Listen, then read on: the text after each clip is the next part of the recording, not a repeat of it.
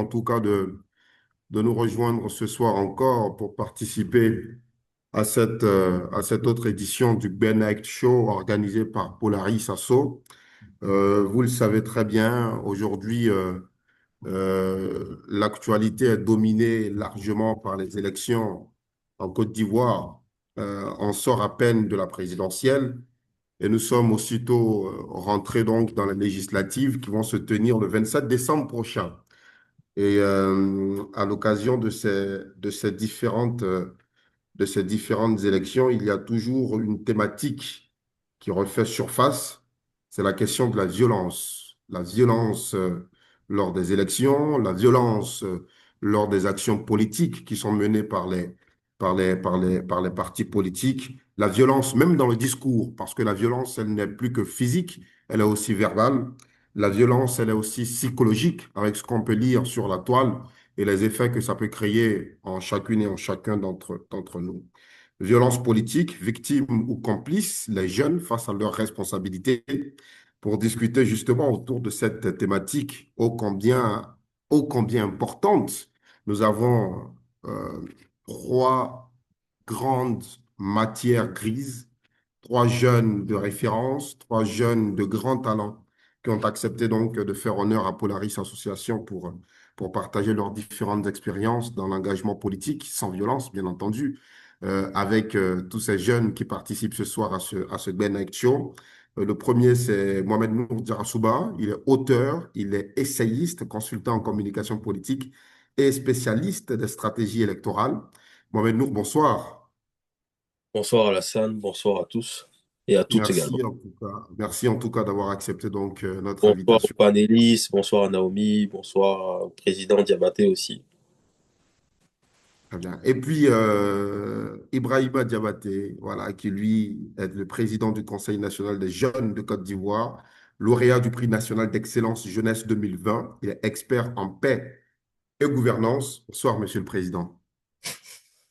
Bonsoir, Monsieur Drabeau. C'est toujours un plaisir de vous rencontrer, de vous revoir. Le Bonsoir à plaisir est pour nous. tous. Bonsoir à tous les autres panélistes. Je salue Naomi, je salue Mohamed Nour Diransouba, également Polaris et ses représentants qui sont en ligne. C'est un plaisir. Très bien, merci. Le plaisir est pour nous. Et puis, évidemment, on ne peut pas faire un panel de telle envergure sans une dose de féminité, j'allais dire sans la douceur féminine, tant dans la voix que dans la prestance. C'est pourquoi Naomi est là, mais aussi et surtout parce que son engagement n'est plus à démontrer, ses idées sont tout aussi pertinentes et ce soir, elle va donc nous faire part de cela. Donc, Naomi Bamba, activiste pour les objectifs de développement durable 4-16, ancienne présidente des étudiants de Sciences Po IUA, militante pour la jeunesse et l'égalité des genres. Donc, bonsoir Naomi. Merci en tout cas d'être avec nous. Bonsoir Alassane, j'espère que vous allez bien. Bonsoir Monsieur le Président Ibrahim. Bonsoir également à Mohamed Nour. Alors, je viens de voir dans ta biographie que tu es spécialiste des ODD 416. Qu'est-ce que ça veut dire? Ah, en réalité, quand on parle d'ODD4, on fait justement allusion aux institutions. Donc là, moi, je milite plus pour justement faciliter ici l'insertion au niveau des jeunes. Parce que comme le disait Barack Obama, en Afrique, on n'a pas besoin d'hommes forts, mais on a besoin d'institutions fortes. Et justement, ici, on va permettre non seulement l'inclusion des jeunes dans la vie politique, l'inclusion également des femmes et de toutes les couches sociales. Très bien. Merci beaucoup Naomi. Bon, ben, merci à tous, Laure Abdon, merci en tout cas d'être avec nous, vous, mais aussi tous les autres participants qui nous suivent dans le live. Alors, nous allons commencer justement à discuter de panel. Le thème, je le rappelle, c'est violence politique, victimes ou complices, les jeunes face à leurs responsabilités. Quand on parle de violence politique des jeunes, concrètement, exactement, de quoi s'agit-il? On va commencer avec vous. Monsieur le Président Ibrahima Diabaté, au regard de toute votre expérience, aujourd'hui, quand on parle de violence politique des jeunes, de quoi parle-t-on exactement? Merci beaucoup. Mhm. Alors, déjà, deux éléments importants éléments importants ressortent donc de la question que tu viens de poser. C'est violence et politique. Et pour moi, j'entends par violence l'usage de la force physique ou même parfois psychologique pour contraindre autrui ou une personne à faire une chose. Donc, ça peut peut-être la matérialisation d'une domination vers une tierce personne, ou comme également l'implémentation de certaines stratégies ou encore de certaines méthodes sur une personne en vue donc d'atteindre un objectif bien précis, compte donc parfois le gré donc de cette personne. Et il faut noter que la violence peut exister sous diverses formes dans la société. Mais lorsqu'elle s'invite dans le débat politique, elle devient donc notamment une violence politique. Aujourd'hui, la violence politique, si l'on s'en tient naturellement aux différentes crises que la Côte d'Ivoire a connues, fait appel donc à plusieurs présences, notamment plusieurs couches de la société, et les jeunes ne sont pas très souvent en marge donc de ces actes de violence-là. Il faut relever que la jeunesse, c'est pas un dividende démographique assez négligeable donc en Côte d'Ivoire. Un peu plus de 70%, exactement 75,6% de notre population a moins de 35 ans. Et les jeunes, très souvent, se sont donnés en spectacle de manière moins responsable dans le cadre des différentes donc, échéances. Vous avez parlé tout à l'heure donc des législatives à venir. Est-ce qu'ils ont été complices ou ils ont été donc manipulés? Je pense que c'est l'essence donc de ces échanges. Je me ferai donc le plaisir donc de répondre donc au suite des questions. Merci. Merci beaucoup, Monsieur le Président Ibrahima Diabaté. Mohamed Nour Diarrassouba, à quoi fait-on référence selon vous quand on parle de violence politique, mais envers les jeunes ou avec les jeunes? Alors, je pense que le président a déjà bien défini ce qu'on appelle des violences en soi. Après, quand on veut faire le lien avec la politique, c'est que ce qu'on a essentiellement vu dans nos pays africains, c'est que les jeunes sont très souvent manipulés à des fins politiques. Et j'aime beaucoup le citer, c'est Paul Valéry qui dit que ceux qui font la guerre ou ceux qui s'entretuent, ceux qui se violentent entre eux, ce sont des gens qui ne se connaissent pas, donc au détriment de personnes qui se connaissent elles-mêmes. Ça veut dire simplement aujourd'hui, les jeunes sont des facteurs utilisés, des facteurs manipulés à des fins politiques. Et ça, justement, c'est pour ça que ce genre de panels-là sont très intéressants. Ça nous permet justement de débattre sur ce genre de questions-là. Donc, quand on parle de violence politique, on va forcément faire allusion à ces personnalités politiques qui parfois même sont aussi jeunes, hein, qui manipulent d'autres jeunes comme elles, ou aussi à des personnes peut-être d'un autre âge, du troisième âge éventuellement, ce qu'on a pour la plupart du temps, qui manipulent ces jeunes-là justement à des fins politiques. Et aujourd'hui, on a cette chance-là de faire une réflexion là-dessus, d'analyser la question et puis pourquoi pas de voir quelles solutions on peut éventuellement proposer. Alors, cette violence politique des jeunes, Naomi, est-ce que, selon vous, elle est instrumentalisée, spontanée, ou bien c'est une violence qui est structurée? Merci beaucoup, Alassane, déjà pour revenir directement sur la définition justement de la violence. Donc, c'est tout acte tendant justement à empiéter, notamment en période électorale, si on veut Ouais. aller de manière très brève. Et donc là, on va parler justement de violence morale, de violence, que ce soit physique, mais justement qui vont ici, parce que quand il y a des élections, il y a toujours des protagonistes. Il y a des bords politiques, il y a des partis Mhm. politiques. Et donc ici, quand on parle de la Mhm. jeunesse qui est intégrée justement dans la violence politique, on va faire allusion ici aux jeunes qui sont peut-être instrumentalisés ou qui sont eux-mêmes, qui subissent justement toutes les actions des partis politiques. Donc d'une manière ou d'une autre, ces personnes sont atteintes par les décisions de leurs leaders politiques. Et justement, pour revenir, quand on regarde un peu dans l'histoire de la Côte d'Ivoire, quand on prend par exemple le cas de 2010-2011, vous voyez qu'il y a des jeunes ici qui ont contribué d'une manière ou d'une autre justement à une violence politique. Et ces personnes ont été soit victimes, elles ont été soit, comment on appelle ça, la deuxième expression, c'était complices. Et C'est relativement à ça. cela, c'est que ces personnes peuvent être victimes dans un premier sens, justement, au regard de non seulement du taux, comment on appelle ça, du taux de chômage élevé, parce que vous voyez, il y a des jeunes en Côte d'Ivoire et même dans certains pays de l'Afrique qui ont des difficultés justement à s'en sortir dans la vie. Et quand vous voyez ces jeunes qui vont ici faire face à certaines propositions des leaders politiques, mais ces jeunes seront comment? Justement, ces jeunes, ils vont céder à cela. Et d'un autre côté, quand vous prenez des jeunes justement qui peuvent être complices, toujours au niveau des médias sociaux, au niveau de la désinformation, au niveau du partage des fake news. Et quand on n'a pas connaissance de quelque chose, justement, on conduit tout le monde dans le vacarme. Moi, je pense que dans le développement, on va vraiment revenir. Très bien. Merci beaucoup, Naomi. Merci pour cette première intervention. Merci à nos trois panélistes pour cette première intervention. Alors, je vous ai beaucoup entendu, tous les trois pratiquement, parler d'instrumentalisation, de manipulation de la jeunesse. Euh, Est-ce que vous ne pensez pas que les jeunes aussi, Ibrahima Diabaté, je commence avec vous, au regard de votre expérience de longue année, d'abord auprès donc de la jeunesse estudiantine, ensuite avec la jeunesse ivoirienne de façon générale, avec le CNJCI, est-ce que vous n'estimez pas aujourd'hui que les jeunes eux-mêmes sont acteurs de violence en politique? Merci. Moi, je pense que si on veut répondre directement, on répondra par l'affirmative, même si après, il est important donc de nuancer cette position. Je pense que l'engagement des jeunes, très souvent, en tout cas, si on s'en tient aux dernières années, a été un engagement volontaire, mais un engagement qui a été parfois émaillé donc de violence où des jeunes eux-mêmes ont choisi la violence comme raccourci ou comme moyen de reconnaissance sociale politique. Je m'explique parce que la quête d'appartenance à un groupe pousse parfois certains à franchir la ligne rouge. Vous voyez, vous avez parlé tout à l'heure du campus. Moi, j'ai habité au campus.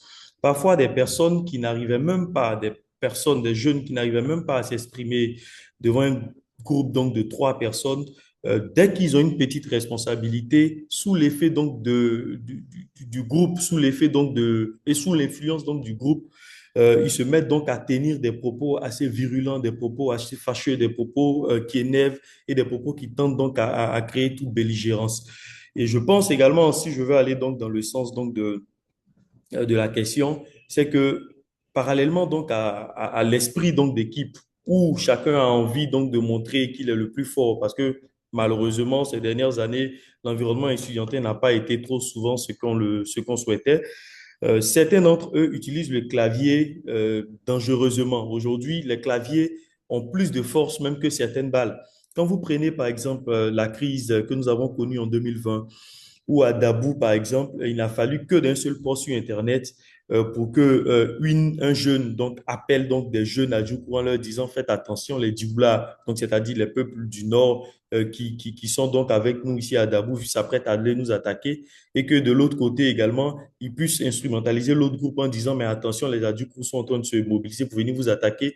Vous avez vu le nombre de morts qu'il y a eu à Dabou, le nombre de pertes en vies humaines en d'autres termes, mais également le nombre de dégâts qu'on a pu enregistrer dans ces zones-là. C'est dire que l'espace numérique est devenu aujourd'hui un champ de bataille où la volonté de nuire aux populations, où une volonté manifeste donc d'être de plus en plus violent. Avec un seul clic, c'est cliquer sur envoyer tout simplement, on peut créer la zizanie. Donc le clavier est souvent dangereux, comme je l'ai dit tout à l'heure, aussi bien que la machette. Mais il ne faut pas se limiter à là. Euh, on le dit très souvent, depuis plusieurs années, on dit que les jeunes sont instrumentalisés, mais les choses ne changent pas. Mais il ne faut pas occulter un fait, c'est qu'aucun jeune ne naît violent. Donc les jeunes ne naissent pas violents. Certains d'entre eux, malheureusement, donc le deviennent suite à une certaine instrumentalisation. Vous avez suivi certainement les vagues d'arrestations dans le cadre de l'appel de certains partis d'opposition. On a eu accès à certains jeunes qui venaient d'être arrêtés, avec qui on échangeait. Mais pourquoi vous êtes descendus dans les rues? Excusez-moi, beaucoup d'entre eux nous disaient, parce que justement, on nous a dit de sortir. Mais pourquoi on vous a dit de sortir? Pour certains, donc c'est 5 000 francs qu'ils ont reçus. Pour d'autres, je ne sais pas pourquoi, mais je suis sorti parce que justement, tel leader politique m'a appelé. Donc, sans fondement, sans base aujourd'hui, certains se lancent. Tout à l'heure, Naomi parlait donc d'opportunités économiques qui peut être un moteur, mais également, il y a la mobilisation contre paiement. Pour quelqu'un qui a donc un petit métier, et après, il est mobilisé donc pour 5 000, pour 10 000 francs, il peut donc avoir ou encore tenir des propos assez moins responsables qui impactent durablement, en tout cas, la vie de la nation. En tout tas de cause, les responsabilités sont partagées aussi bien donc au niveau donc des acteurs politiques qu'au niveau des jeunes en eux-mêmes. Des acteurs politiques, parce que certains d'entre eux, et cela s'est démontré, et cela a été démontré donc au cours des dernières échéances électorales, donc je parlant donc de la présidentielle, en lançant donc des appels ou quand on recherche la responsabilité de l'homme politique se désengage tout de suite en disant je n'ai appelé personne, par exemple.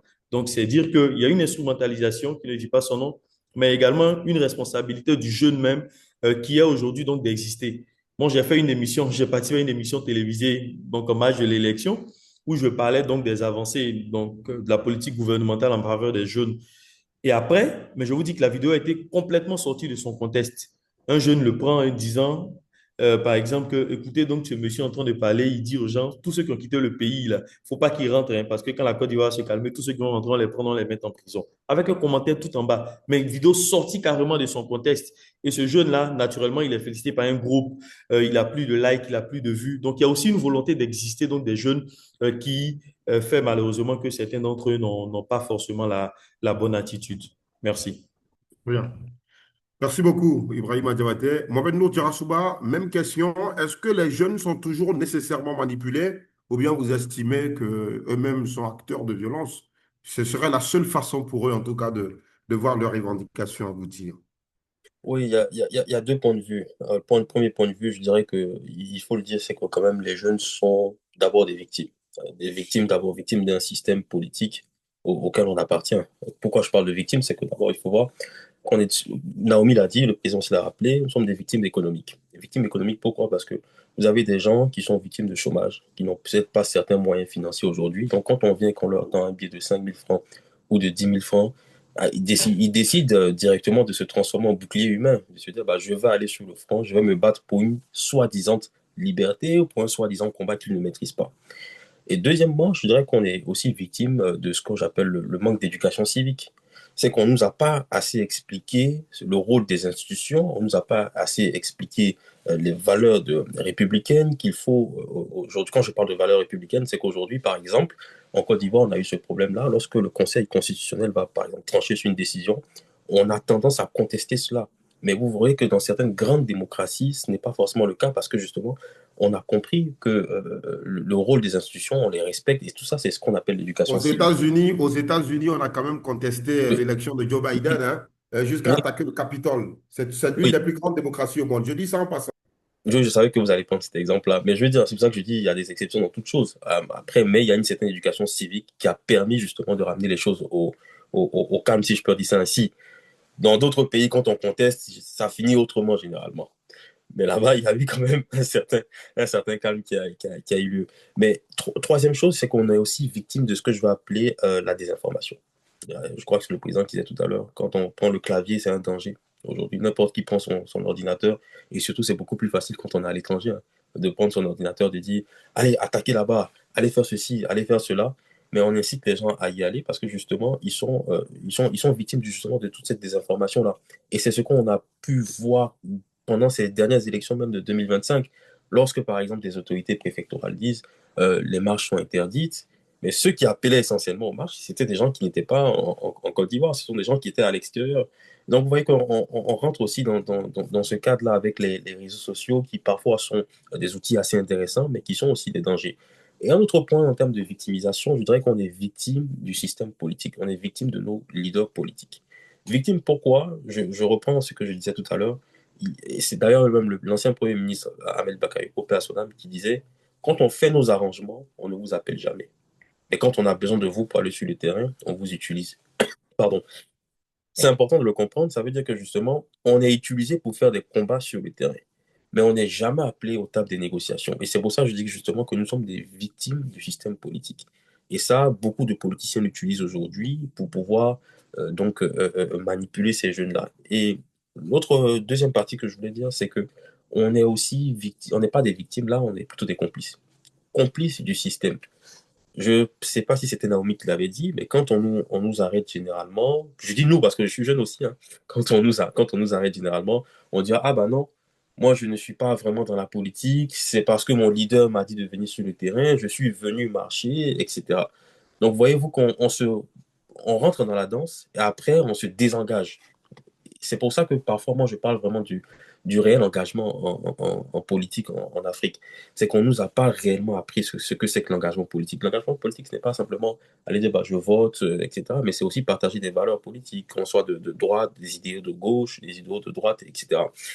Et on est aussi des complices parce qu'on a ce problème-là d'impatience sociale. Pour le voir, quand je parle d'impatience sociale, je veux dire, on est tous pressés de réussir vite. Donc, quand on veut vite réussir, on se rend complice de certaines violences. Je fais le parallèle, par exemple, avec le phénomène des brouteurs pour faciliter la compréhension. Les brouteurs, on va dire, ce sont des escrocs d'Internet, etc. Donc, aujourd'hui, on se rend complice de tout ce genre de violence-là, que ce soit des violences morales, des violences physiques, parce que simplement, on a l'impatience de réussir vite, on se dit, bah, il faut aller plus vite, on veut qu'on parle de nous demain, on veut qu'on dise que ce sont nous qui avons libéré le pays.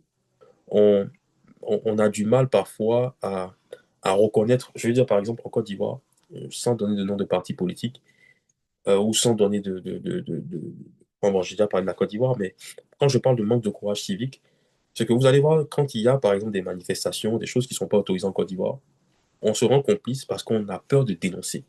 Quand on dénonce ce qui n'est pas bien fait, on est parfois accusé d'être assis dans un restaurant. C'est-à-dire, on vous dira, vous êtes avec le parti en place, alors que ce que les autres font n'est pas forcément, n'est pas forcément réglementé, on va dire, ça n'est pas forcément légal. Donc, je dirais que c'est ce que j'appelle le manque de courage civique, c'est de reconnaître que l'autre n'est pas dans la République, c'est de reconnaître que l'autre n'est pas dans la légalité. Ça, si on le fait, c'est ce que j'appellerais avoir du courage civique aussi.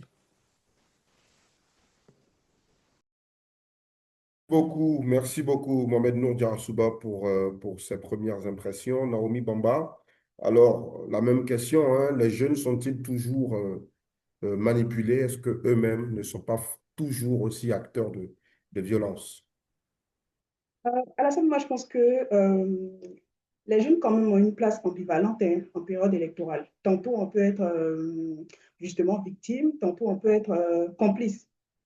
On est victime dans le sens où, ici, nous sommes manipulés justement par les leaders politiques, comme nous parlions tout à l'heure, et je pense que moi-même est revenu dessus, ainsi que Monsieur le Président, parce que là, il y a la vulnérabilité socio-économique, justement. Quand il y a le taux de chômage qui est élevé, il y a la précarité, justement, les jeunes, ils vont s'adonner, et aussi le système de parrainage. Oui, tout ça. Et dans le même sens, les jeunes également, justement, ils sont victimes directement parce que là, quand on vous demande de sortir dans la rue, quand il y a les arrestations, ce ne sont pas vos leaders qui sont pris, mais c'est plutôt vous qui êtes pris en réalité. C'est une forme de victimisation. Dans le second sens, ici, on va parler justement. Naomi, permets-moi de faire cette petite observation. Un leader politique comme le président Laurent Gbagbo, il a tout acquis en général par la voie de la rue. Est-ce que ça veut dire aussi que les jeunes ne doivent pas sortir? Hein? Moi, je comprends, je pose juste des questions. Hein? Moi, je pense qu'on peut quand même en revenir parce qu'on n'obtient pas toujours certains trucs par la violence. C'est vrai que toutes les luttes, quand même, se sont faites justement dans les rues et tout, mais moi, je pense que c'est vraiment, vraiment des choses que nous devons radier justement de notre, Tu sais, tu sais de en notre, 2000, de notre. en 2000, le président Gbagbo, en 2000, il a dit, on veut nous voler notre victoire, que les patriotes sortent dans les rues. Donc, et Oui, c'était mais justement, majoritairement lui, des c'était jeunes. en Hein. réalité son cri de cœur parce que quand tu es un leader politique, tu as justement la capacité à mobiliser. Mais figurez-vous qu'un jeune, justement, qui est cultivé, un jeune qui en a connaissance de ses compétences, un jeune justement qui n'attend pas forcément l'argent d'un leader politique. Mais ce jeune, quand aujourd'hui le leader politique va lancer un cri d'appel, qui va sortir? Moi, j'ai mes préoccupations personnelles. Moi, je sais qu'aujourd'hui, moi, je dois être à Polaris et on me dit à 15 heures de sortir pour marcher. Mais je n'ai pas le temps de ça en réalité parce que mes préoccupations elles ont changé. Et c'est ça en réalité que nous devons comprendre. Parce qu'on vient parler d'une thématique qui est d'actualité, mais qui peut aider justement toute la population. En ce moment, nous sommes à l'ère du numérique. On peut utiliser nos téléphones, mais à bon escient. Pas forcément, parce que là, quand on sort, vous n'imaginez pas à quel point des dégâts peuvent arriver. Ça deviendra finalement une confrontation entre les forces de l'ordre, justement, et la population. Parce que quand vous prenez la marche du 11 octobre, qu'est-ce qui s'est réellement passé? D'autres vont parler de désobéissance civile, d'autres vont parler de manifestation. Mais après, ils vont venir dire que la liberté d'expression, justement, a été restreinte. Mais quand le préfet d'Abidjan fait sortir une note pour justement interdire la marche, et que vous, les jeunes, vous en avez connaissance, vous qui êtes censés poursuivre le processus de démocratisation dans un État pour ne pas qu'il reste inachevé, ben, vous vous entêtez à cette décision. Qu'est-ce que vous voulez finalement? En réalité, c'est ça que nous devons comprendre. On peut faire valoir nos idées, mais d'une autre manière, pas forcément à travers. Moi, je pense qu'on va revenir, mais tout à l'heure, j'ai vu quand même une question dans le chat au niveau de la génération Z, la Gen Z. Je ne sais pas si tu aimerais que je puisse rebondir. Ok, ok, super. Donc, j'avais parlé ici des jeunes tantôt victimes, justement, au niveau de la manipulation, et puis dans un second temps, au niveau de la victimisation directe, parce que quand on sort, c'est nous qui sommes justement les premiers, parce qu'on sera arrêté. Ce n'est pas le leader politique qui sera pris, hein, c'est plutôt toi qui as marché qui sera arrêté. En fait, après qu'on va te poser la question de savoir, mais pourquoi réellement, quelles sont les causes justement qui t'ont poussé à sortir, tu ne pourras pas justement donner de réel argument parce que c'est une personne, en réalité, tu marches sous une personne. Et ce que nous devons, comment on appelle ça, nous ne devons pas faire, c'est de personnaliser, si vous voulez, comment on appelle ça, le parti politique. Aujourd'hui, mon leader peut me dire justement de sortir dans les rues, mais quand je pense au développement de la Côte d'Ivoire, est-ce que moi, en tant que jeune, sortir dans les rues et me confronter justement aux forces de l'ordre, quel est l'impact que ça aura sur les infrastructures? C'est ce que nous devons comprendre. Et dans un second sens, justement, les jeunes, ils sont bien évidemment complices à travers la désinformation parce que quand tu n'es pas informé, tu divulgues de fausses informations et tu traînes tout le monde dans des bêtises. Dans un second sens, il y a l'absence d'éducation civique, comme tout à l'heure Mohamed nous en parlait, parce que quand on n'est pas éduqué justement à la citoyenneté et aux valeurs républicaines, on n'a pas connaissance que justement euh, nos divergences idéologiques, si je peux le dire ainsi, ne doivent pas faire de nous des ennemis. Parce que quand tu es éduqué justement à toutes ces valeurs, tu en as connaissance. Aujourd'hui, à la scène Drapeau, vous pouvez prendre une position sur une thématique. Moi, je peux peut-être être d'un, comment on appelle ça, d'un bord politique et vous d'un autre bord politique, mais ce n'est pas parce que vous n'êtes pas d'accord avec moi que justement, je vais tenir tout un propos autour de votre personne. Ben non, on peut se comprendre d'une manière ou d'une autre. Après, on peut essayer de trouver un compromis. Mais nos divergences idéologiques, ethniques, religieuses ne doivent jamais faire de nous des ennemis en Côte d'Ivoire. Très bien. Merci beaucoup, Naomi. Alors, franchement, ça devient houleux, c'est très intéressant. Et moi, j'aime ça comme ça. Alors, je voudrais qu'on parle de causes profondes pour lesquelles, parce que la thématique est bien claire, violence politique, victime ou complice, les jeunes face à leurs responsabilités. Alors, président Ibrahima Diabaté, au Sénégal, avant l'avènement du duo Sonko Diomaye au pouvoir, ce sont les jeunes qui sont sortis. Là, il y a quelques mois, au Togo, sur le président Faure, ce sont les jeunes qui se sont mobilisés pour sortir. Euh, En Côte d'Ivoire aussi, il y a à peine quelques semaines, on a vu pas mal de jeunes dehors. Une bonne partie est aussi en prison. Au Burkina Faso, au Mali, au Niger, ce sont des jeunes qui sont aujourd'hui comme le bouclier humain pour permettre au régime des militaires dans les trois différents pays de l'AES de rester encore vifs. Quelles sont les causes, selon vous, Monsieur le Président du CNJCI, pour lesquelles les jeunes ont recours en général à la violence pour faire entendre leur voix? Quelles sont les causes? Est-ce que c'est des ressorts psychologiques? Est-ce que c'est pour des raisons de chômage? Euh, je veux savoir un peu. Merci. Mais avant ça, vous permettrez que je jette un coup d'œil sur la précédente intervention. Bien sûr. Mon avis sur la question, c'est que la démocratie ne se limite pas au vote. Les marches sont autorisées en démocratie. Les marches sont même conseillées en démocratie. Mais pour moi, la démocratie repose aussi sur l'expression citoyenne, mais une expression citoyenne responsable. Si la marche, elle est citoyenne, naturellement, elle est encadrée. Il faut que, il faut que cette marche-là, naturellement, soit autorisée, soit respectueuse des normes, en tout cas institutionnelles dans le pays. Et ce que nous devons décrire aujourd'hui, pour moi, c'est que les marches qui ne sont pas autorisées, parce que en Côte d'Ivoire, par exemple, avant l'élection du président de la République, on a eu donc l'opposition ivoirienne avec le Front commun qui avait demandé donc à marcher. Cette marche a été encadrée, délocalisée même vers Yopougon parce que c'était pas l'itinéraire auparavant. Et après cela, donc, lorsqu'elle a été autorisée, elle a été naturellement encadrée. On a vu à peu près ce que ça a fait sur la scène politique en Côte d'Ivoire avec une salutation globale, une satisfaction en tout cas globale de toute la classe politique. Donc, la marche, elle est nécessaire. Naturellement, qu'est-ce qui pousse les jeunes donc à descendre donc dans les rues? Euh, je pense que les questions sont diverses. Aujourd'hui, j'ai vu donc Naomi revenir sur les questions liées donc à la Gen Z. Qu'est-ce que cela nous inspire? C'est le fait que les jeunes décident désormais de ne plus être passifs. Donc, la jeunesse réclame aujourd'hui une place dans le développement de nos nations. Parce que dans bien des cas, on a assisté à une gouvernance qui a été non inclusive dans plusieurs pays. Je ne parle pas simplement donc de la Côte d'Ivoire. Donc, qu'est-ce qui pousse les jeunes à descendre parfois dans les rues?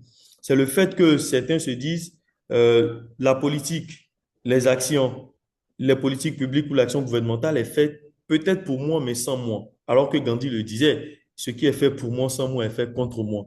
Donc aujourd'hui, il y a le caractère non inclusif de certaines politiques.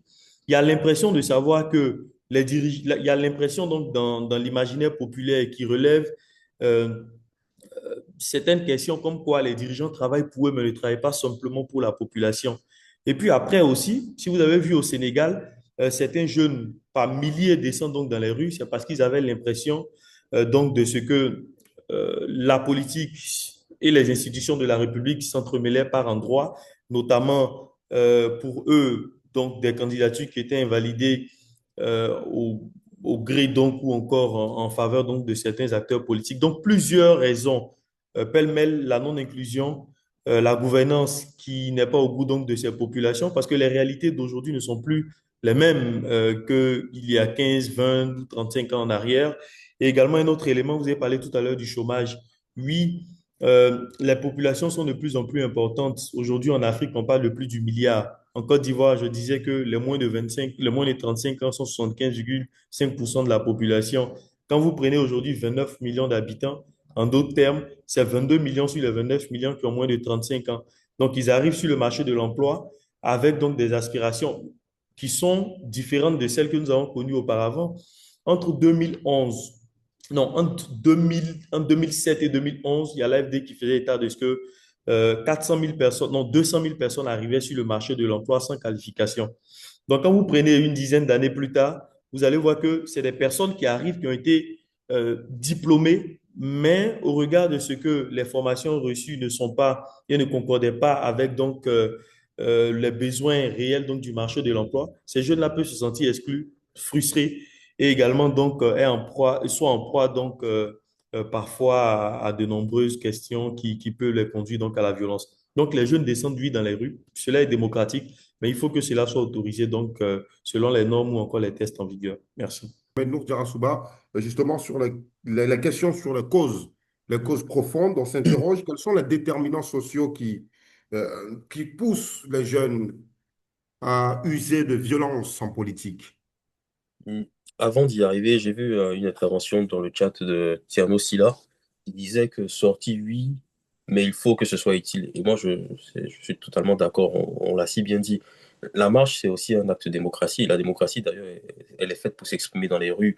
Mais lorsque des marches, par exemple, vont empêcher des opérateurs économiques qui vivent au jour le jour de pouvoir donc avoir leur gain, est-ce que la marche pour nous est utile? Et c'est dans ce sens-là que je rejoins totalement Tierno Silla. Voyez-vous, quand on prend par exemple les métiers ambulants, je parle par exemple des vendeurs d'eau, la vendeuse d'oranges, etc.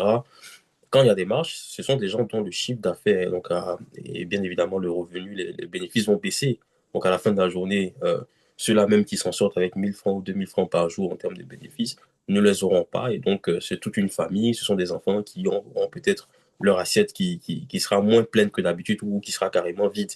Donc la marche, elle doit être utile quand justement ça nous permet d'avancer dans un combat, mais si non seulement ça nous met en prison, ensuite ça fait que certains parmi nous ne pourront pas donc manger, ne pourront pas vivre comme ils vivaient auparavant, je ne pense pas que la marche elle sera utile.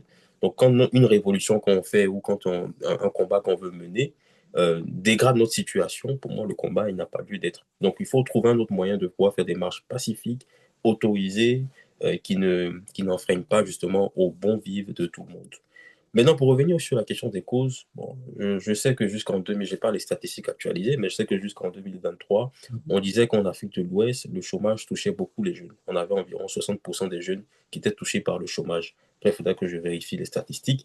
Mais je pense que d'abord, ça s'explique par cette cause de chômage-là. Je crois que c'est Naomi qui le disait d'entrée. Quand on est libre, quand on est disponible, donc on a plus de chances d'aller se donner à ce genre de choses-là. Moi, je mets ça d'abord essentiellement sur la cause du chômage. Vous ne verrez pas des personnes du troisième âge qui sont moins touchées par le chômage, ou des personnes un peu plus âgées qui sont moins touchées par le chômage, aller dans les rues, aller manifester, pas parce qu'ils n'ont pas Oui, assez. mais ils n'ont plus de force, ils sont malades aussi pour certains. Pas forcément, pas forcément, pas forcément. Il y en a qui ont de l'énergie, il y en a qui ont cette force-là, mais qui n'y vont pas. Tout simplement parce que justement, ce sont des gens qui sont occupés, qui ont de l'emploi, qui ont de l'activité aujourd'hui. Mais ceux qu'on va voir dans les marches, ceux qui sont arrêtés, malheureusement, on n'a pas des statistiques sur ça, mais vous verrez que majoritairement, ce sont des gens qui sont au chômage. Moi, je remets ça sur la cause socio-économique, justement. N'ayant pas d'activité, donc quand on vient que, attention, il faut rappeler que les violences politiques, généralement, elles sont plus ou moins moyennées par quelque chose. Ils ont quelque chose en retour. Joli mug au passage, avec votre belle photo. Non, non, mais Pardon. pour revenir sur le sujet, donc quand on dit à quelqu'un, on te donne 2000 francs, 5000 francs, je me rappelle sur le plateau de NCD, je l'avais dit, vous aviez un invité qui m'a dit que non, que c'est faux. Qu'on ne donne pas 5000 francs, on ne donne pas 2000 francs à des gens pour aller brûler des pneus, pour aller faire des violences. Mais ça, non, je pense que c'est un leurre, c'est de dire cela. Il faut aujourd'hui reconnaître cela. C'est parce que justement, les gens sont en manque d'activité. Et parce qu'ils sont en manque d'activité, ils sont en manque de revenus, ils ont plus de chances d'accepter justement d'aller brûler des pneus, d'aller casser des bus. Les mêmes bus qu'ils cassent, ce sont les mêmes bus qu'ils vont utiliser demain. Donc vous pensez que quelqu'un qui a toutes ces facultés, qui est réfléchi, n'ira pas justement se mettre en situation difficile parce que demain, ça va le rattraper lui-même. Mais c'est parce qu'il a quelque chose derrière. Donc moi, je conclue sur ça. Les jeunes sont des victimes du système politique et sont aussi victimes de la situation économique dans nos pays africains touchés par le chômage. Donc, ils n'ont d'autre choix que d'aller vers la délinquance. Et cette délinquance aussi se manifeste par des violences politiques. Merci beaucoup, Mohamed Nourdiarasuba. Naomi Bamba? Oui, bien sûr, la cause profonde. Euh, à quoi est-ce que c'est dû? Quels sont les facteurs sociaux qui font que finalement, ce sont toujours les jeunes qui sont sollicités d'abord par les politiques pour aller dans la rue, et aussi quels sont les facteurs qui font que ce sont les jeunes qui sont aussi intéressés à sortir à chaque fois. Oui, justement, déjà, il y a la question, déjà pour revenir justement sur la génération Z, c'est vrai que c'est une génération qui est née entre 1996 et 2010. Vous voyez, 1996, vous voyez un peu qu'il y a certains pays justement africains qui ont pris leur indépendance. Il y a beaucoup de facteurs qui rentrent en ligne de compte. Nous venons de sortir de la Deuxième Guerre mondiale. Quand vous prenez même le contexte historique de la Côte d'Ivoire, 2010, il y a certains jeunes qui ont eu des troubles. Il y a certains jeunes, justement, tout ce qui s'est passé en Côte d'Ivoire a eu un réel impact, justement, sur toutes leurs actions jusqu'à présent. Et pour en revenir, la jeunesse en a marre du système gironcois. Et en réalité, c'est ça le problème. Vous allez prendre les récentes élections au Rwanda, où le président, il est élu à 99,15%. En Tanzanie, 97,66%. En Guinée équatoriale, 94,90%. Et quand tu prends la tranche d'âge, pas moins des présidents sont âgés, disons, de 50 ans, si on veut peut-être prendre le cas du Gabon, lui au moins qui est moins âgé justement dans cette échelle. Mais vous voyez justement que la population a envie, donc les jeunes, ils ont envie de participer. Mais regardez les personnes justement qui sont face à elles. Et dans ce même sens, il y a deux étapes pour la socialisation. La socialisation primaire et la socialisation secondaire. Nous sommes en société. Tout ce qu'on voit justement a un impact positif ou négatif sur nous. Et il ne faut pas le nier.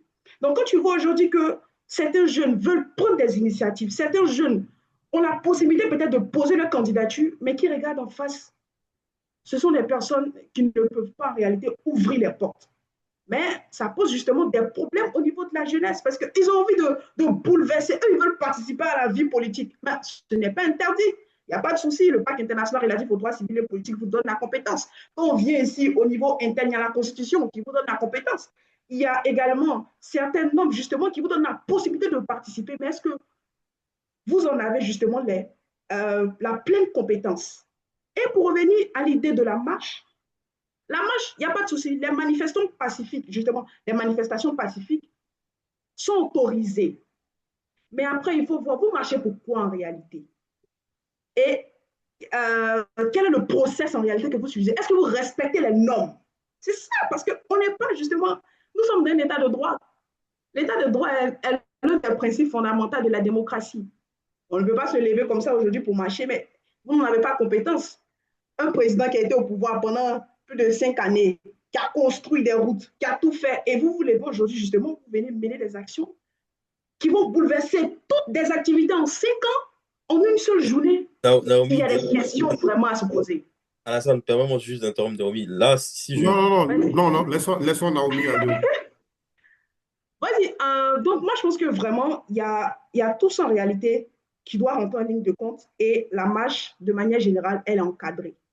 Et quand c'est encadré, on a les possibilités de mieux faire valoir nos propositions parce qu'on marche justement, c'est parce qu'on revendique quelque chose. Mais il faut revendiquer de la meilleure des manières. C'est sur ça que moi je termine. Très bien, merci beaucoup. Alors, Mohamedou, tu voulais intervenir? On te permet 30 petites Oui, secondes rapidement. Naomi, déjà toutes mes excuses d'avoir interrompu. Non, ce que je voulais simplement dire, c'est juste un petit bout de phrase. Quand elle a dit, par exemple, vous avez un président qui a travaillé, qui a construit des routes, je crois, pendant 5 ans, qui a eu un bon bilan. Moi, je pense qu'il ne faut pas politiser la chose. C'est pas le bilan, il est appréciable selon tout un chacun, mais qu'il soit bon ou qu'il soit mauvais, cela n'empêche pas les uns ou les autres de marcher. Même si le bilan est bon, vous savez, on ne peut pas avoir 10 sur 10 partout, la perfection n'existe pas. Donc, peu importe ce qui va être fait, ça peut être bon, mais il y aura des gens qui ne seront pas satisfaits. Il y a l'insatisfaction, c'est un fait normal. Donc, ces personnes peuvent avoir le droit de marcher. C'est pas parce que le bilan est bon qu'on ne doit pas se plaindre ou qu'on ne doit pas marcher. C'est juste la précision que je voulais faire. Très bien, D'accord. merci beaucoup, Alassane, si tu Mohamedou. me permets, s'il te plaît, déjà, Oui, bien sûr, hein. c'est vrai, hein, quand je parlais d'infrastructure, justement, ça ramène à l'idée du bilan, mais dans le même sens, qu'est-ce qu'on doit privilégier finalement? Parce que quand on marche, on revendique quelque chose. Mais est-ce que, en réalité, cette marche-là doit contribuer à la destruction de certaines infrastructures? Moi, c'est juste la question que j'aimerais te poser moi-même. Parce Par qu'on peut exemple, je marcher, suis totalement... on peut faire valoir Naomi, nos Naomi, je suis intérêts. totalement d'accord avec toi. Parce que, OK, qu'est-ce qu'on remarque chez nous en Côte d'Ivoire? Ceux qui vont casser les bus de la Sotra, ce sont ceux qui empruntent. justement, en Ce réalité, sont moi, ceux qui c'est tout mon empruntent le bus problème de qui la est là. On Sotra. peut marcher de la meilleure des manières pour revendiquer, mais on peut marcher justement pour détruire un bien public, pour détruire une école, ce que tout le monde doit prendre pour en bénéficier. Et en ce sens, même, je pense que le président Ibrahim Diabaté, quand il y a eu la marche, il a fait une vidéo pour dire que, relativement ici, au bus et tout, mais justement, c'est un bien public, tout le monde en profite. Mais quand vous revendiquez quelque chose, revendiquez de la meilleure des manières. Nous, on veut vous Absolument. entendre, il n'y a pas de souci. Je vais passer la parole tout à l'heure au président Ibrahima Diabaté parce qu'il y a cette question qui revient, qui revient, et Naomi l'a soulevée.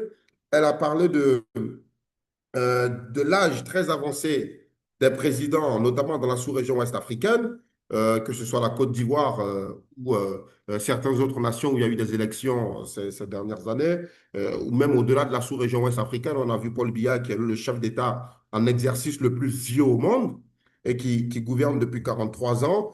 Est-ce que le fait que la génération actuelle, c'est-à-dire notre génération, ne se sente pas concernée par la gestion de l'État, on n'a pas de figure jeune au sommet de l'État, président de la République, président du Sénat, Premier ministre, président de l'Assemblée nationale et plusieurs jeunes dans les différents gouvernements. Est-ce que ce n'est pas ça qui crée une certaine révolte chez les jeunes et qui les pousse finalement à se dire il faut qu'on sorte, il faut qu'on use de violence parce que finalement, peut-être que nos discours ne sont pas entendus.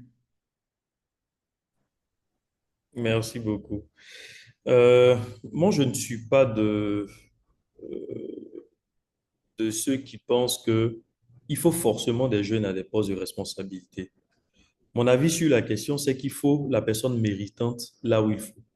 Si vous avez 110 ans, que vous êtes celui qui peut changer les destinées donc des Ivoiriennes et des Ivoiriens, moi, ça ne me posera aucun problème.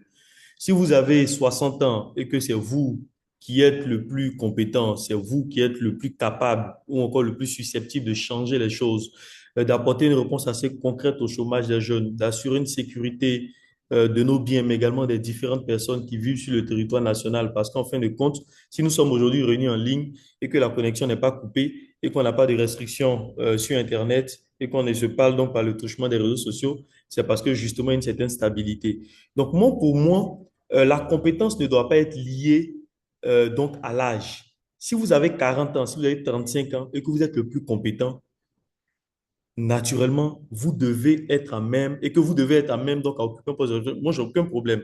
Ce qu'il faut décliner malheureusement, c'est qu'il y ait des politiques publiques ou encore des lois qui restreignent en tout cas donc certains postes de responsabilité aux jeunes.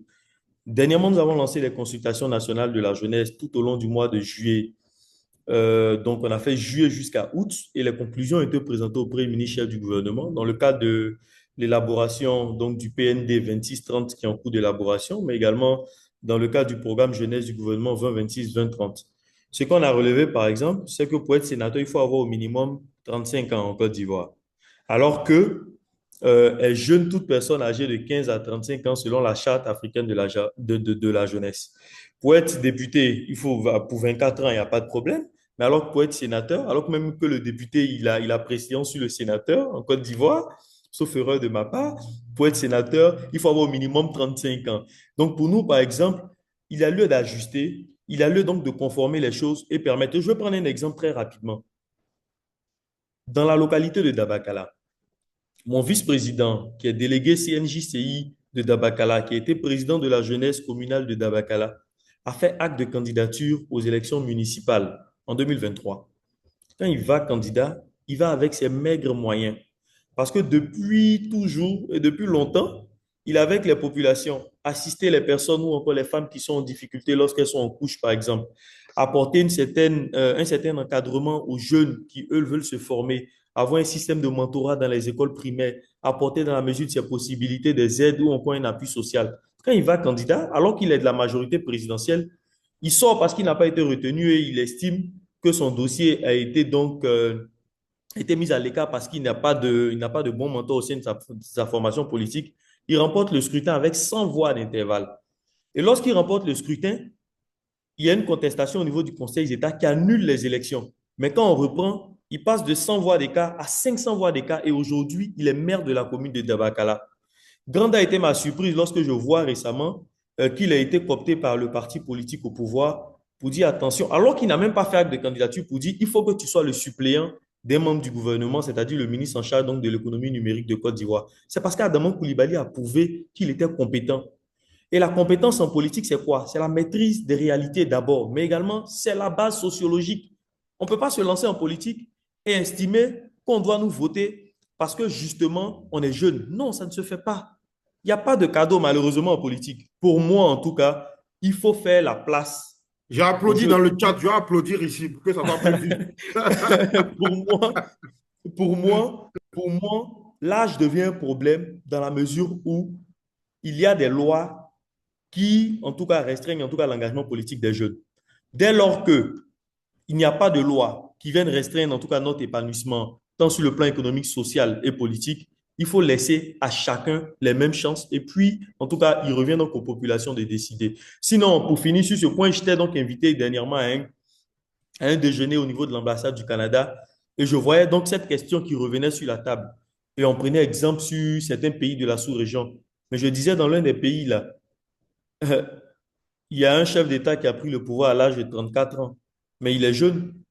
Mais la situation sécuritaire qu'il avait déclinée en son temps, aujourd'hui en train de s'empirer dans son pays, quand vous allez à côté même encore, il y a 44 ans, on ne veut pas citer les contemporains parce que c'est pas très souvent utile, mais 37 ans, 44 ans, on dira, bon, 37 ans, il est relativement jeune, pareil pour 44 ans, mais aujourd'hui, quelle est la situation politique et la situation économique dans leur pays? Les choses vont malheureusement de mal en pire.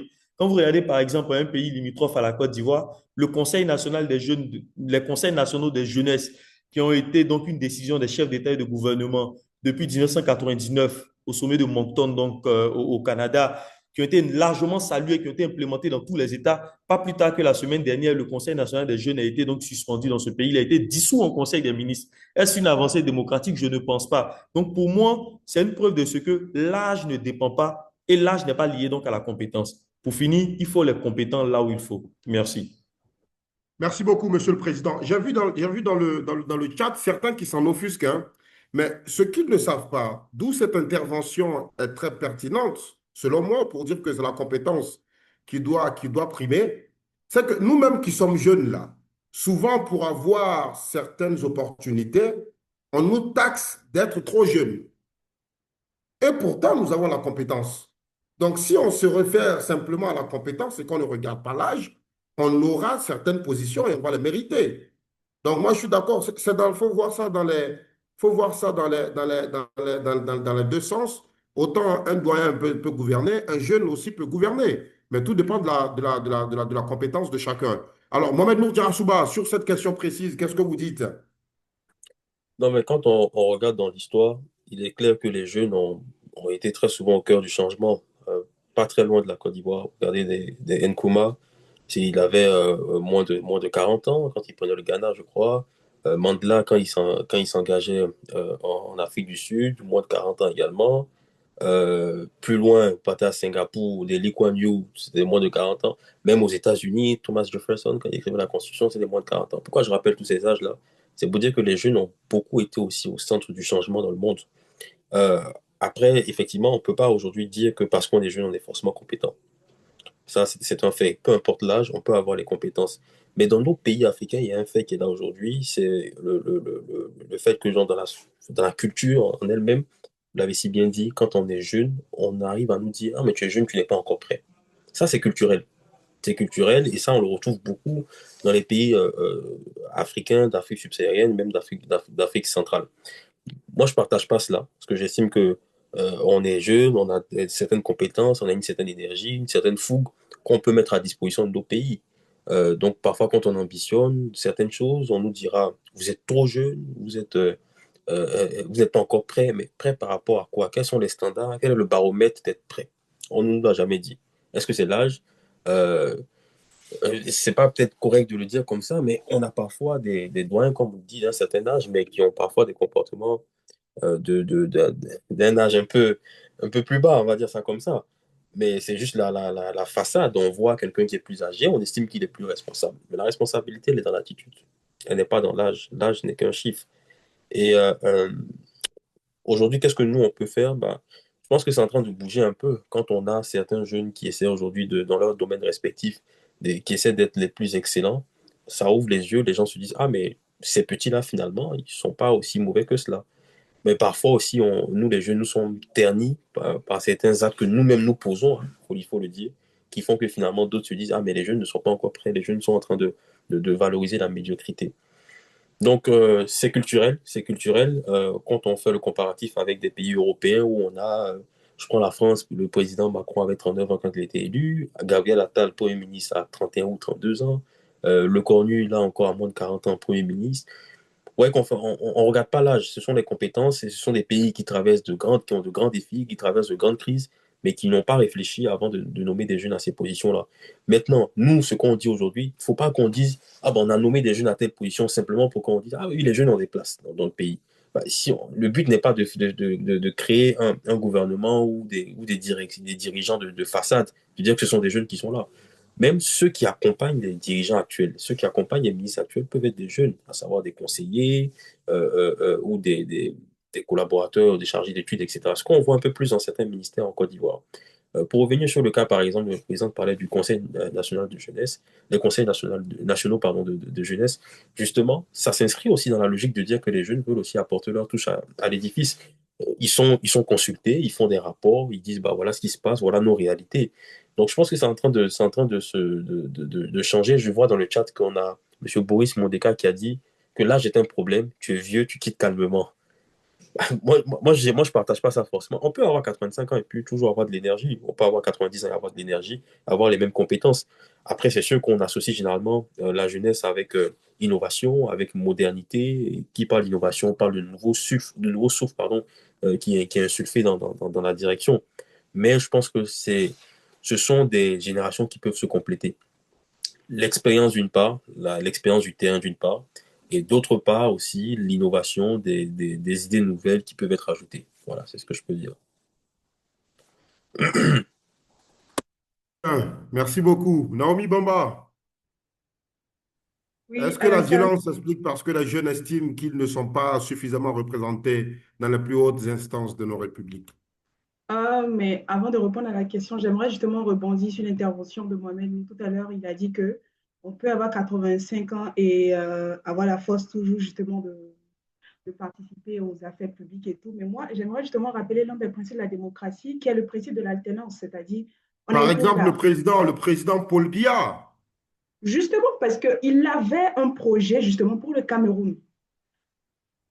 je pense que ça fait maintenant plus de 40 ans qu'il siège en tant que président. Mais vous pensez qu'avec ce mécanisme-là, il y aura vraiment de l'innovation? Parce qu'il était là, il a géré, mais comment on appelle ça, à un moment donné, on a quand même besoin de changement pour faciliter le développement parce que on peut pas toujours rester là avec toujours les mêmes éléments. C'est sûr qu'on sera justement en train de tourner en rond. Et moi, je ne partage pas forcément cet avis. Mais je pense qu'au niveau du système, justement, gérontocrate, pour pallier à ce problème, il y a deux éléments essentiels. Moi, je rêve d'une Afrique où les jeunes, justement, embrassent les assemblées élues, ces jeunes sont visibles, mais dans le même sens, il faut avoir des caractéristiques bien définies. Aujourd'hui, je ne suis pas vraiment prête à accepter un jeune, peut-être en tant que président de la République. Pourquoi? Je me demande bien et je me pose plusieurs questions. Est-ce qu'il en a les compétences? Est-ce qu'il pourrait justement porter la voix de la Côte d'Ivoire? Moi, c'est toute ma préoccupation. Si vous voulez, on peut essayer de faire un sondage ici dans ce chat. On va justement demander aux jeunes qui aimeraient peut-être poser leur candidature en tant que député. Nous, on aimerait être représentés dans les assemblées élues, notamment à l'Assemblée nationale, mais après, il faudrait que ce soit un jeune de qualité qui porte notre voix. On va essayer justement de faire un petit sondage. Qui peut faire une différence entre la gauche et la droite? Il y a combien de communes à Abidjan? Il y a combien de régions en Côte d'Ivoire? Ce sont des questions peut-être que certaines personnes trouvent basiques, mais un jeune qui n'est pas en mesure de répondre à cette question, il va juger quoi à l'Assemblée nationale? Il va défendre qui? Non, on ne veut pas de ça. C'est vrai qu'on milite justement pour la participation des jeunes dans la vie politique et aux affaires publiques, mais on veut des jeunes de qualité, on veut des jeunes de référence. À, ce, à cela, il faut ajouter justement, il faut mêler des actions parce que quand tu es compétent, tu peux quand même de temps à autre mêler des actions dans la cité, montrer réellement qu'on peut te faire confiance parce que c'est pas là justement qu'on te reconnaît. Comme vous voyez aujourd'hui, Al-Amin, comme vous voyez aujourd'hui, M. Djarasouba, comme vous voyez vous-même, M. Alassane Brabo, ou bien M. le Président Michel. Mais nous, en réalité, ce sont des personnes à qui on peut faire confiance parce que quand tu ne fais pas de preuves, on n'entend pas, on ne sait pas réellement ce que tu pourras faire. Nous, on n'a pas envie d'une Côte d'Ivoire où des jeunes prennent la parole, où des jeunes siègent dans les assemblées élues sans compétence. On ne veut pas de ça. On veut plutôt qu'on puisse bien se former. Et quand on est formé, on peut mieux réfléchir au développement de la Côte d'Ivoire. C'est tout ce qu'on veut. Il faut une jeunesse formée. Quand tu es formé, tu es éduqué, ben, tu pourras changer beaucoup de choses dans la cité. C'est vrai qu'on parle de participation politique, mais moi j'ai l'impression qu'il y a vraiment des difficultés autour de ça parce qu'on veut que les jeunes prennent les rênes du pouvoir, pas de souci. Est-ce que vous en avez les compétences? Est-ce qu'on peut vous faire confiance? C'est l'enjeu qui est là. Si on peut nous faire confiance, il n'y a pas de souci. Si tu as une offre politique à nous partager, nous, les jeunes, il n'y a pas de souci. Nous, on t'accompagne. Mais il ne faudrait pas après qu'on puisse te faire confiance et que tu nous mettes la honte, si on peut le dire ainsi. Moi, c'est ma préoccupation qui est là. On peut vous faire confiance, pas de souci. Mais ayez les compétences avant de parler, c'est tout. Très bien. Merci Alors, beaucoup, Naomi. euh, Merci beaucoup, Mohamed Nour. oui, Oui. si tu Ah, permets, ça, je vais bon, ah bon, après. non, mais, Donc. non, mais, Oui, non, mais, Mohamed Nour, oui, rapidement. Non, mais vas-y, sans problème. Non, parce que merci. j'ai vu dans le chat une intervention qui disait un jeune, un jeune de moins de 35 ans peut-il être président de la République de Côte d'Ivoire? Moi, je Ben non, pense, et c'est je ramène, inconstitutionnel. et je ramène, non, moi, je vais ramener la question en faisant un retour pédalage dans l'histoire même de la Côte d'Ivoire. Très bien. En dehors de la Constitution, qui n'autorise pas.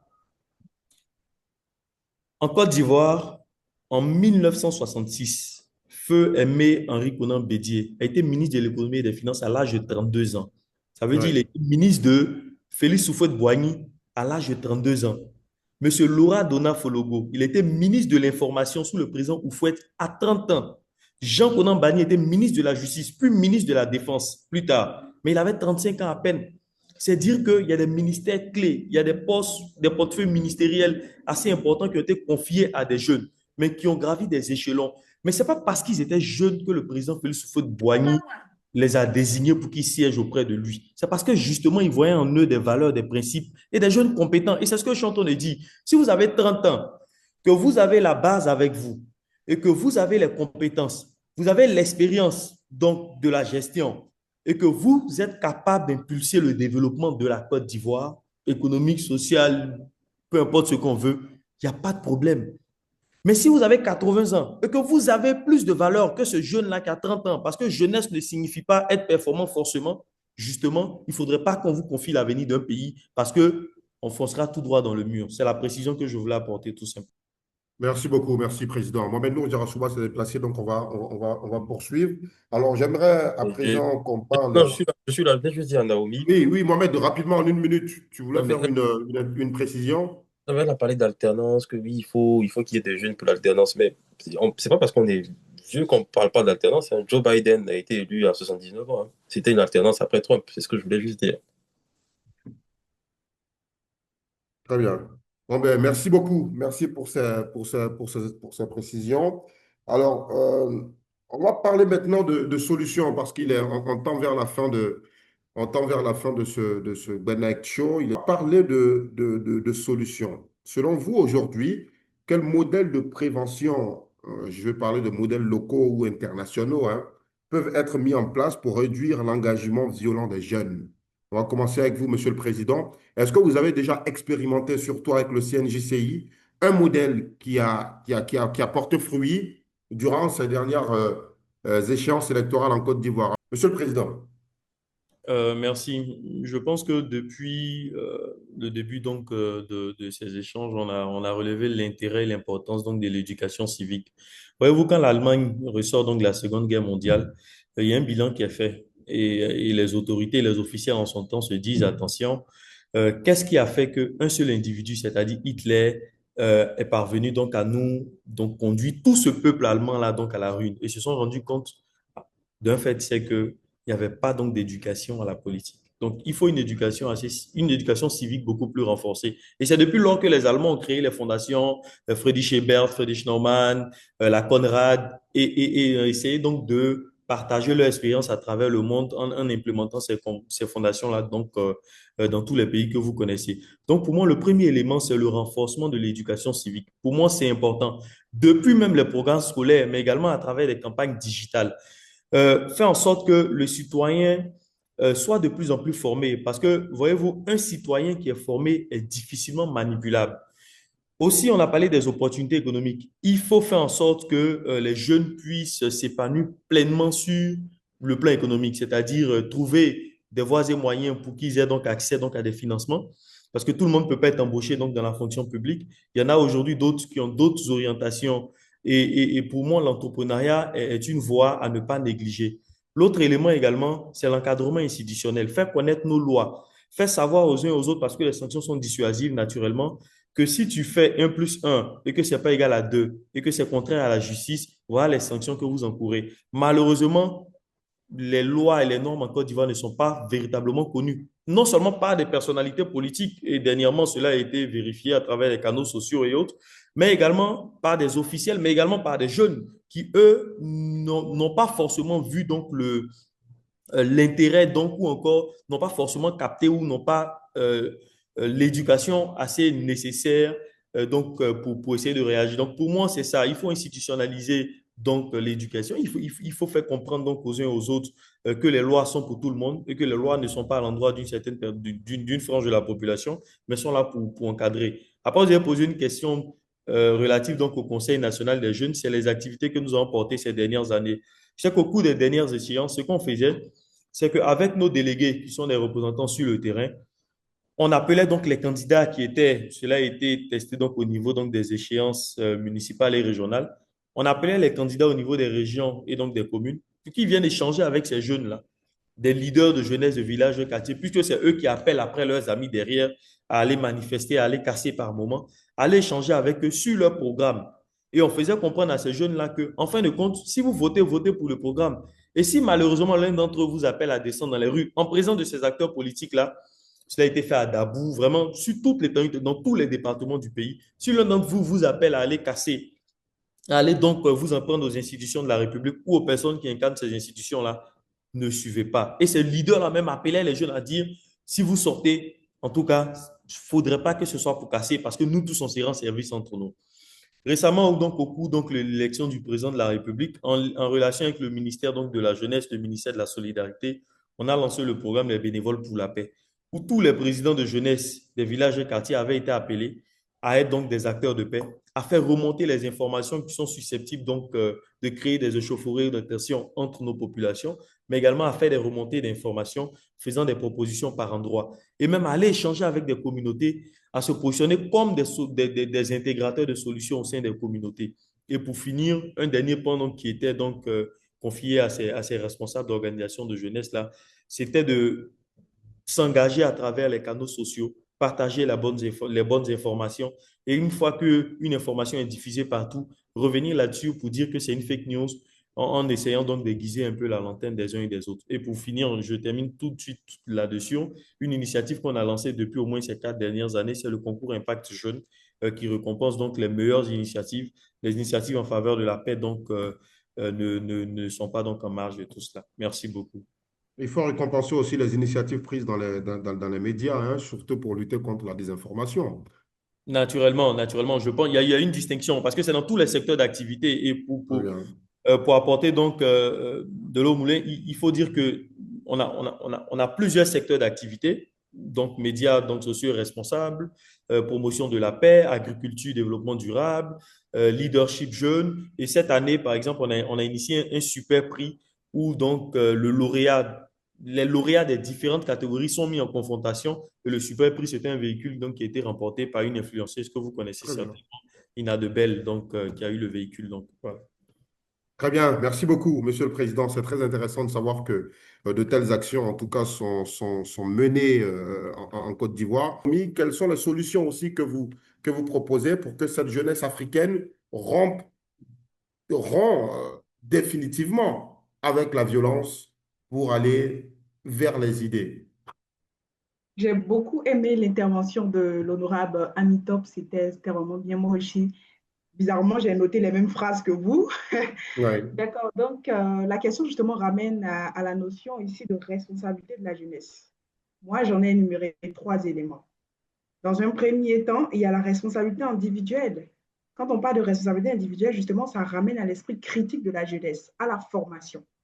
Si on veut bouleverser les choses, si on veut changer les choses, si on veut vraiment s'engager et si on ne veut pas se laisser manipuler ou être victime justement des politiques, il faut que nous puissions avoir l'esprit critique et se former. Ça, c'est ma première recommandation au niveau de la responsabilité individuelle. Dans un second sens, au niveau de la responsabilité collective, quand on parle ici de responsabilité collective, c'est justement c'est vrai que seul, je peux me former, seul, je peux avoir des compétences, seul, je peux être en mesure de donner mon avis justement sur une thématique. Mais quand on est ensemble, il y a une diversité justement d'opinions. Donc, je demande ici aux jeunes d'intégrer certaines organisations, certains clubs justement qui vont faciliter ici une conscience collective. Parce que quand on est réunis, on est plus fort. C'est l'union qui fait la force. Et dans un troisième sens, je vais parler ici de responsabilité citoyenne, justement au niveau de la participation au débat public. Et moi, je félicite vraiment toutes les personnes ici qui sont présentes avec nous depuis 20 ans parce que cela témoigne justement d'une prise de conscience justement de la jeunesse et d'une responsabilité collective. Parce que quand on est là, on apprend, non seulement on apprend, on se forme, mais on réfléchit plus et on a une ouverture d'esprit.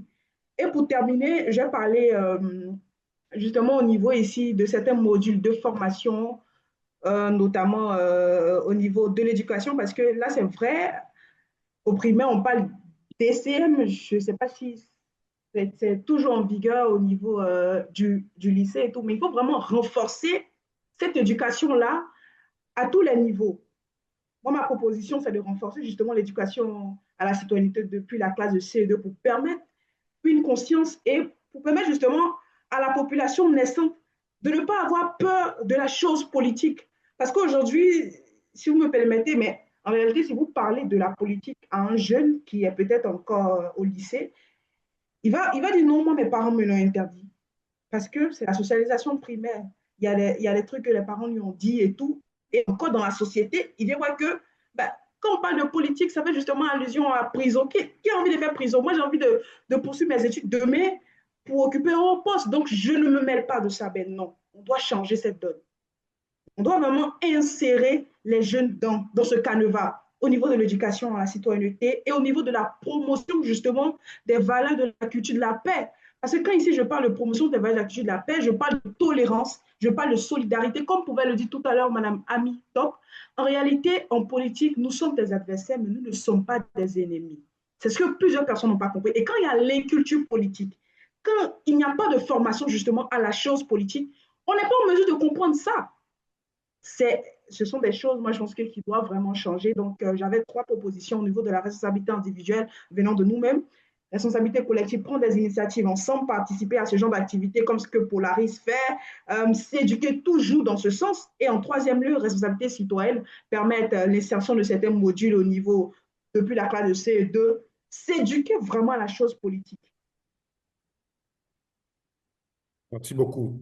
Merci infiniment, Naomi. Merci pour cette intervention. Et Naomi, en Côte d'Ivoire, selon vous, les jeunes sont-ils réellement les pyromanes politiques ou simplement ceux qu'on envoie allumer les allumettes? Moi, je pense que dans les partis politiques, cela quand même laisse à croire, hein, parce que déjà, quand tu intègres, comme toute organisation et comme tout, justement, groupement de personnes, il y a des preuves, justement, que tu vas commencer à faire. Donc, moi, je pense que ça fait partie du process. Voilà. Au niveau du deuxième volet de votre question, justement, il n'y a pas de souci. Vous apprenez en servant. Vous apprenez en servant, vous apprenez en plaçant les chaises, vous apprenez justement en étant toujours justement envoyé par vos leaders. C'est tout ça la formation politique. Voilà. C'est justement ici comprendre que on a une hiérarchie qu'il faut respecter. C'est tout. Maintenant, après, on pourra faire valoir nos idées. On rentre toujours dans une organisation ou dans un parti politique justement par le biais d'une personne et cette personne est notre mentor, nous sommes le mentoré et tout. Voilà. Donc, c'est un process. On ne va pas forcément. Mais moi, l'accent en réalité sur. Euh, le point justement que je vais révéler ici, c'est quoi? C'est que quand vous intégrez justement un parti politique, il faut connaître l'idéologie du parti politique, c'est tout. Sinon, on ne va pas vraiment venir ici dire que les jeunes, ils sont peut-être instrumentalisés comme le deuxième volet de votre question, où ces jeunes, ils sont utilisés. Ben non. Quand vous embrassez l'idéologie du parti politique, il n'y a pas de souci. On peut vous maltraiter, mais ça fait partie du process, parce que demain, vous aussi, vous allez être à la tête. Vous aussi, vous allez être engagé. Moi, je pense que c'est le moment de subir demain pour être devant. Quand on veut être leader, quand on veut diriger, on fait ses preuves. On fait ses preuves dans les partis politiques, on fait ses preuves dans la communauté, on fait ses preuves. Ben, on sera forcément sujet non, on sera forcément objet dans un premier lieu avant d'être sujet après. Et toute élévation commence par ça. C'est l'humilité qui précède la gloire, comme peut le dire peut-être certains religieux. Justement, c'est ça. C'est ça. Donc, il ne faudrait pas qu'on puisse se plaindre du fait qu'on soit instrumentalisé, qu'on nous demande de placer les chaises. Ben non, c'est un process. Mais dans le même sens, quand on vous demande de placer les chaises, parce qu'on ne vous a pas encore entendu, on ne sait pas réellement de quoi vous êtes capable. C'est à vous de justement travailler sur vous, parce que tous les jours, vous me demandez de placer les chaises dans une organisation, dans les partis politiques, lors des meetings. Mais le jour que vous me donnez la parole, c'est le moment pour moi de saisir cette opportunité. Parce que j'en ai quand même fait mes preuves sur le terrain. Et quand vous me posez la question de savoir, mais dès cette étape-là, quand tu finis de montrer réellement de quoi tu es capable, ben, là, il n'y a pas de souci. Hein? Pas de souci. Ils ne vont plus venir te demander de placer les chaises. Ils ne vont plus t'utiliser parce qu'on sait de quoi tu es capable. Mais quand tu viens, la vie, c'est un processus. Il faut s'humilier pour te lever. Est-ce que j'ai pu répondre à ta question quand même? Bien Ton sûr, micro, il bien est sûr. coupé. Bien sûr, Naomi, merci beaucoup. Merci, merci, tu as pu répondre à ma question. Alors, Monsieur le Président Ibrahim Diabaté, nous sommes au terme de ce chat. Je vous permets donc de dire votre mot de la fin à l'occasion donc de cette discussion que nous avons tenue. Merci. Mon mot de fin sera donc des remerciements à l'endroit donc de Polaris, mais également de tous ceux et de toutes celles qui sont venus disponibles pour ces échanges de ce soir. Pour moi, nous sommes en démocratie et la démocratie se nourrit des débats. J'ai vu aujourd'hui en tout cas des points de vue qui étaient assez différents par moment, mais cela ne nous a pas conduit donc à la violence et je pense que c'est ce message-là que les uns et les autres doivent en tout cas propager donc dans leurs différents environnements. Parce que pour avoir en tout cas parcouru la Côte d'Ivoire dans sa majorité, je relève que la majorité des jeunes de Côte d'Ivoire ici et ailleurs aspirent à la paix. Leur véritable aspiration, c'est l'emploi, c'est la stabilité, c'est un meilleur avenir, c'est une éducation de qualité pour tous. Ils ne cherchent pas à mettre le feu à leur propre futur, alors que en s'engageant donc dans des actes de violence, c'est les avenirs de millions et des milliers de familles qui sont donc hypothéquées. C'est vrai que parfois, ils sont instrumentalisés par des acteurs politiques, ils sont frustrés par la politique sociale, ils sont influencés par des réseaux sociaux, ils sont même attirés par la radicalité. Euh, mais je pense qu'aujourd'hui, il faut que nous, les jeunes, pour ceux en tout cas qui ont le message le plus important, il faut qu'ils s'engagent, mais il faut également qu'ils soient des ambassadeurs donc de bons messages dans nos communautés, des messages de paix, de lutte contre la violence, mais il faut qu'ils encouragent d'autres jeunes à s'engager, mais pas à s'engager aveuglement, mais ça, à s'engager en se formant. Parce que, comme le disaient certains, un jeune qui n'est pas formé peut être un danger pour la communauté. Merci. Merci beaucoup, Monsieur le Président Ibrahima Diabaté. Merci pour ces précisions. Merci infiniment pour ta participation. C'est un grand honneur de vous avoir. Et pour ceux qui, dans la discussion, ne connaissent pas vraiment Ibrahima Diabaté, c'est une grande figure de la vie active de la société civile en Côte d'Ivoire. Il est à la tête donc du Conseil national des jeunes de Côte d'Ivoire. Et en ce qui me concerne, je le considère comme l'une des figures de proue qui va prendre position dans les prochaines années et qui certainement va donc, n'est-ce pas, diriger cette nation lorsque ce sera le tour de notre génération. Merci infiniment d'être parmi nous. Naomi Bamba, merci aussi d'être venu faire la discussion. Quel est votre mot de la fin? Alassane, moi, mes mots, je pense que ce sont des mots de remerciement. J'ai pris plaisir à partager vraiment cette thématique avec vous. Les Ouais. échanges ont été très enrichissants et c'est une première, vous et moi, également avec Mohamed Nou. Monsieur Ibrahim, je le vois quand même, c'est un dévancier, mais participer à cette lucarne, justement, va enrichir euh, mon intellect, va justement faciliter également un esprit critique parce que là, quand on débat ce genre de thématiques, il y a une diversité d'opinions et après, quand on prend note, on réfléchit mieux eu égard justement des points de vue, on essaye un peu d'analyser et puis ça renforce vraiment notre culture. Et moi, j'ai pris plaisir à partager ça avec vous. J'espère de tout cœur que cette graine que nous venons justement de s'aimer va porter des fruits dans le cœur de tous ces jeunes ici présents, que tous ces jeunes sachent réellement que c'est l'heure de s'engager, c'est l'heure justement de se former et de faire valoir nos intérêts. Donc, moi, j'ai pris plaisir. Merci également à Polaris Asso. Merci beaucoup, Naomi. Merci beaucoup, Monsieur le Président Ibrahima Diabaté. Mohamed Nour Diarrassouba nous a quittés, mais il verra ses remerciements sur le live Facebook plus tard. Merci infiniment d'être venu faire la discussion. On va remercier aussi tous les participants qui ont laissé toutes leurs occupations ce mercredi soir pour participer à la discussion. Merci infiniment d'avoir organisé ces 8 éditions, ces 8 numéros, j'allais dire, du Ben Night Show. On se donne rendez-vous le 17 décembre pour le Ben Night Show 9. Merci beaucoup, Naomi. Merci beaucoup, Ibrahima. Merci à tous. Que Dieu vous garde. Portez-vous bien. Passez une excellente soirée. Et force reste à la jeunesse africaine.